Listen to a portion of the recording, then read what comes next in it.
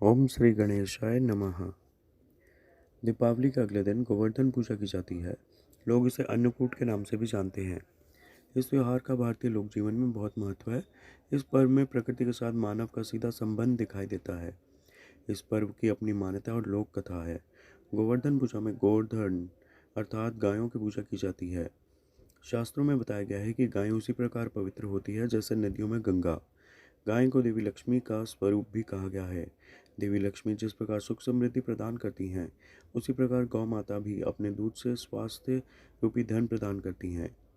इनका बछड़ा खेतों में अनाज उगाता है। ऐसे गौ संपूर्ण मानव जाति के लिए पूजनीय और आदरणीय है। गौ के प्रति श्रद्धा प्रकट करने के लिए ही कार्तिक शुक्ल पक्ष प्रतिपदा के दिन गोवर्धन की पूजा की जाती है और इसके प्रतीक के रूप में गाय की।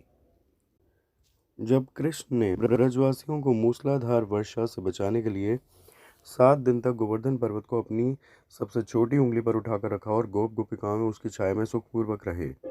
7वें दिन भगवान ने गोवर्धन को नीचे रखा और प्रतिवर्ष गोवर्धन पूजा करके अन्नकूट उत्सव मनाने की आज्ञा दी।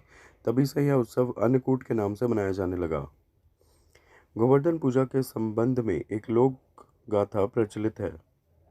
कथा यह है कि देवराज इंद्र को अभिमान हो गया था। इंद्र का अभिमान चूर करने हेतु भगवान श्री कृष्ण, जो स्वयं लीलाधारी श्री हरिविष्णु के अवतार हैं, ने एक लीला रची। प्रभु की इस लीला में यूं हुआ कि एक दिन उन्होंने देखा कि सभी ब्रजवासी उत्तम पकवान बना रहे हैं और किसी पूजा की तैयारी में जुटे।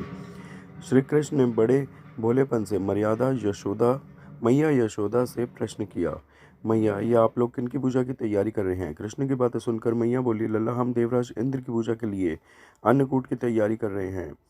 मैया के ऐसे कहने पर श्री कृष्ण बोले, मैया, हम इंद्र की पूजा क्यों करते हैं?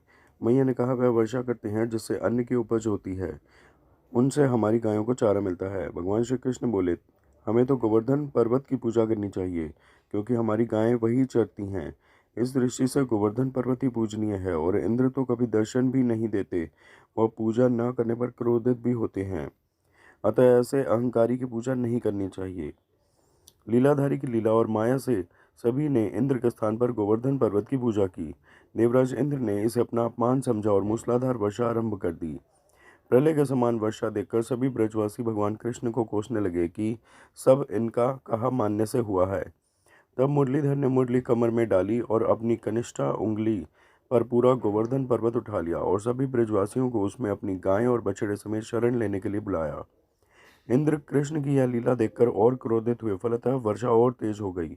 इंद्र का मान मर्दन के लिए तब श्री कृष्ण ने सुदर्शन चक्र से कहा कि आप पर्वत के ऊपर रहकर वर्षा की गति को नियंत्रित करें, और शेषनाग से कहा कि आप मेड़ बनाकर पानी को पर्वत की ओर आने से रोकें। इंद्र निरंतर 7 दिन तक मूसलाधार वर्षा करते रहे। तब उन्हें लगा कि उनका सामना करने वाला कोई आम मनुष्य नहीं हो सकता। अतः वे ब्रह्मा जी के पास पहुंचे और सब वृतांत कह सुनाया। ब्रह्मा जी ने इंद्र से कहा कि आप जिस कृष्ण की बात कह रहे हैं, वह भगवान विष्णु के साक्षात अंश हैं और पूर्ण पुरुषोत्तम नारायण हैं। ब्रह्मा जी के मुख से यह सुनकर इंद्र अत्यंत लज्जित हुए और श्री कृष्ण से कहा कि प्रभु, मैं आपको पहचान न सका, इसलिए अहंकारवश भूल कर बैठा। आप दयालु हैं और कृपालु भी, इसलिए मेरी भूल क्षमा करें। इसके पश्चात देवराज इंद्र ने मुरलीधर की पूजा कर उन्हें भोग लगाया। इस पौराणिक घटना के बाद से ही गोवर्धन पूजा की जाने लगी। ब्रजवासी इस दिन गोवर्धन पर्वत की पूजा करते हैं। गाय बैल को इस दिन स्नान कराकर उन्हें रंग लगाया जाता है व उनके गले में नई रस्सी डाली जाती है। गायों और बैलों को गुड़ और चावल मिलाकर खिलाया जाता है। आप सभी को गोवर्धन पूजा की हार्दिक शुभकामनाएं। कृपया इस वीडियो को लाइक व शेयर करें व चैनल सब्सक्राइब करें। धन्यवाद। जय श्री कृष्ण। हर हर महादेव। जय माता दी।